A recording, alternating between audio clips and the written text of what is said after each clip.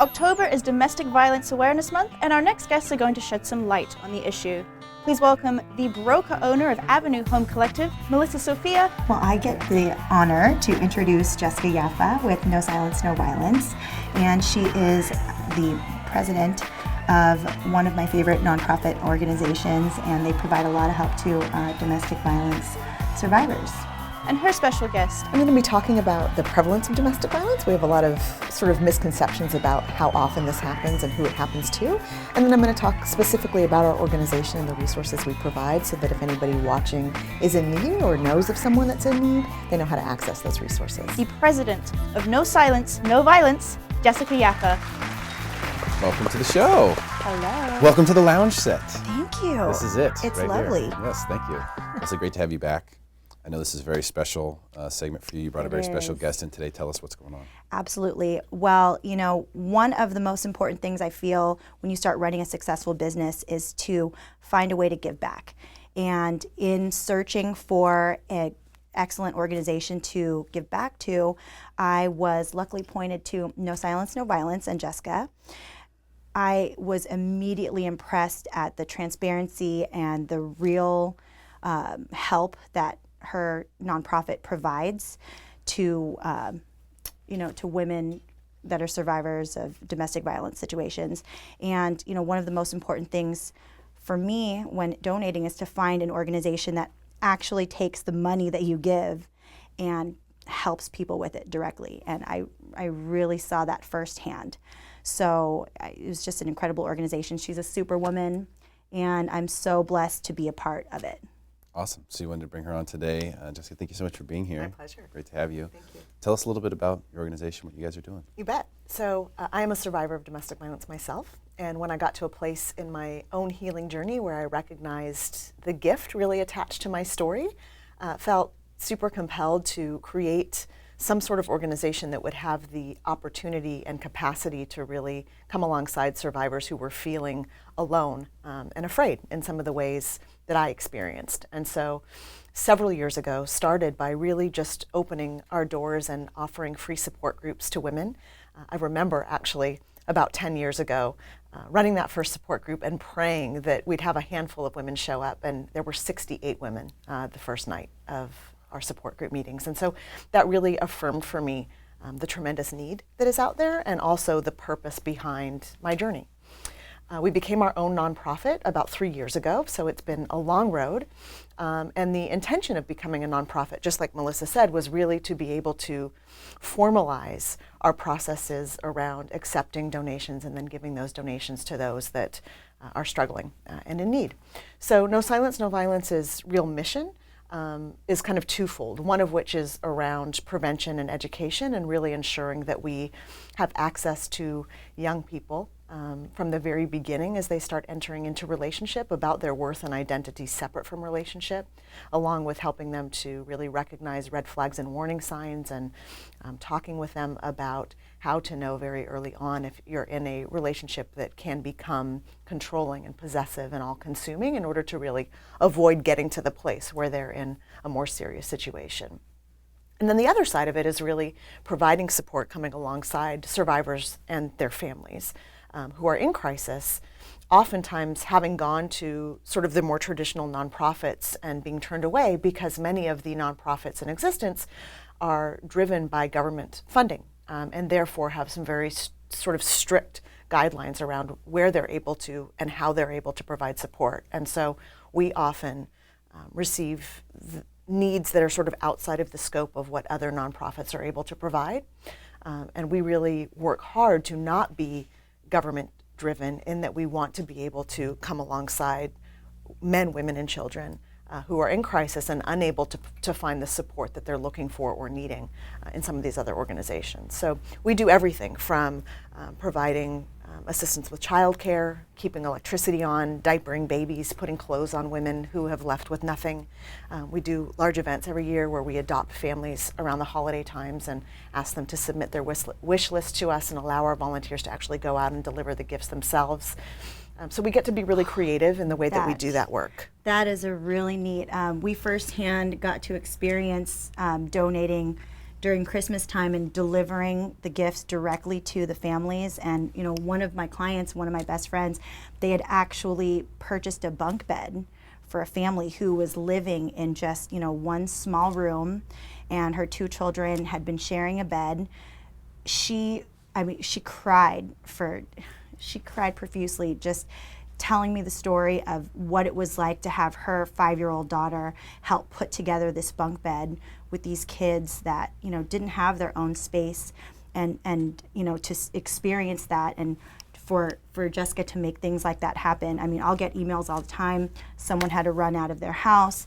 Does anybody have, you know, clothes that fit a 3-year-old and a 1-year-old? And, you know, it's really neat to be able to know that when you're giving these items, they're going directly into the hands and onto the backs of these families that really need them. And I think that it's huge message, because people feel so alone when they're in these situations. And in fact, I've interviewed a domestic violence victim before, who was just wanting to get her message out. Wasn't organized at all like you are. She just wanted to tell people, you know, this happens. Don't feel like you're alone. Yeah. But she went years without telling her parents, her friends, the people right there who would have helped her easily. She went years without doing that for fear of shame and things like that. So I think the name, I want to ask you about the name of the organization and what that means and how that applies. Yeah, so you're speaking to exactly what it means. So many of us who are survivors, and I'll just interject for a second and say that many of us, the community at large, sort of has these preconceived notions about who this happens to, who's susceptible, who walks into these relationships. And there is such a misperception around the number of people that this affects, as well as the kind of person that this affects. And so one of the sort of most important points that I can make anytime I have an opportunity such as this is really letting the community know that 1 in 3 of us are affected by domestic violence at some point in our life, whether it be emotional abuse or physical abuse, sexual abuse. And so when you think about that in your own sort of community, whether it be your friends, your family, your coworkers, and begin to sort of count the number of people that means are affected, really we could be talking to anybody at any given time who is a survivor. And one of the things that happens for those of us that are survivors is that when we are talking to friends and family members who may not know what it is that we're going through, because of the messages that we receive about what it means when a woman chooses to stay in a relationship, that she must be weak, that she must be asking for it, that she must somehow be deserving of it if she chooses to go back. That when we hear those sorts of messages, the shame and guilt that we are already walking around in is impacted tenfold. And so there are all kinds of reasons that we stay silent.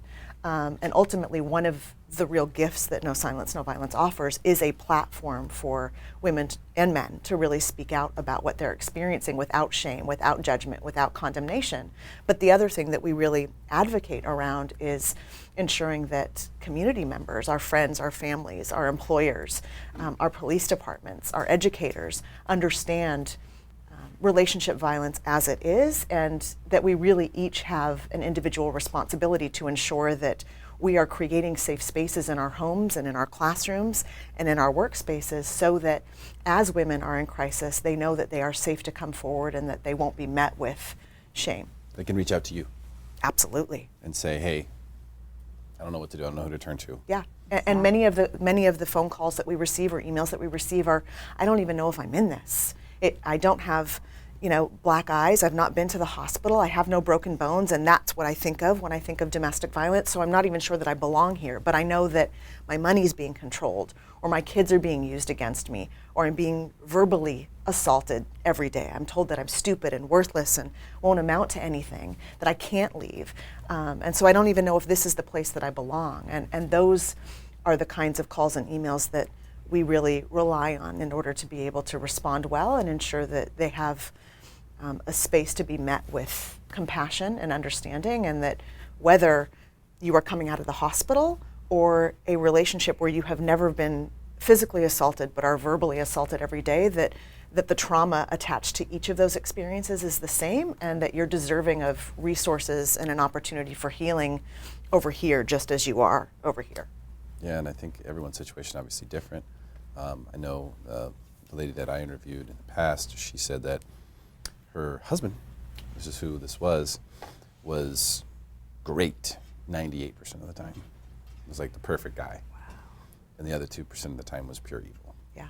And so you lean on that 98%. You go, no, but he'll get over it, or we'll be back to this guy later. And as you can justify it, there's ways you're selling yourself. Sure.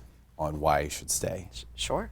Because there's something there it's not all bad. In other words, I think a lot of people think, oh, well, if that's happening to you, what are you doing? You should get out of there. It's Right. an easy, no-brainer. Right. But it's not all bad sometimes No. either. And that's another issue. Then you have kids, Yeah. and maybe he's a great father. Yeah. He's horrible to you. Yeah.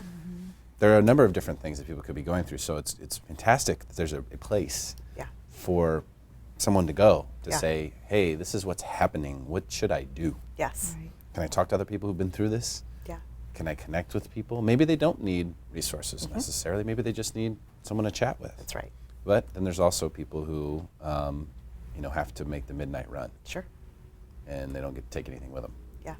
And we know that happens. And it's a very brave thing to do. And if you're at that point, then it probably is the right thing to do. That's right. So where are you going to go? And I think that's where you guys come in. You help them figure that out, right? Yes. So for people who want to support the organization, what do you guys have going on? Are there events people can participate in or go to? Yes. So we do have a big annual fundraiser. This year we're doing a holiday tea. It's called Prosperity, happening on November 13th. And we are super excited about that. It's happening at a country club in Poway. More information can be found on our homepage, which is nosilenceNoviolence.org. We're also accepting silent auction items for that event. We'd love to have volunteers that want to join us and participate in that event. And then should you not be able to make it, you always have the option of donating right online as well, and those donations do go directly back to survivors in need. Jessica, thank you so much for coming today and sharing your message. Melissa, great idea, bringing her on the Thank show. you. Huge, important issue. Join us November 13th for the event. It is called Prosperity. That's right. On November 13th, or nosilenceNoviolence.org. Thank you so much for watching Smarter San Diego TV. We'll see you next week, same time, same channel.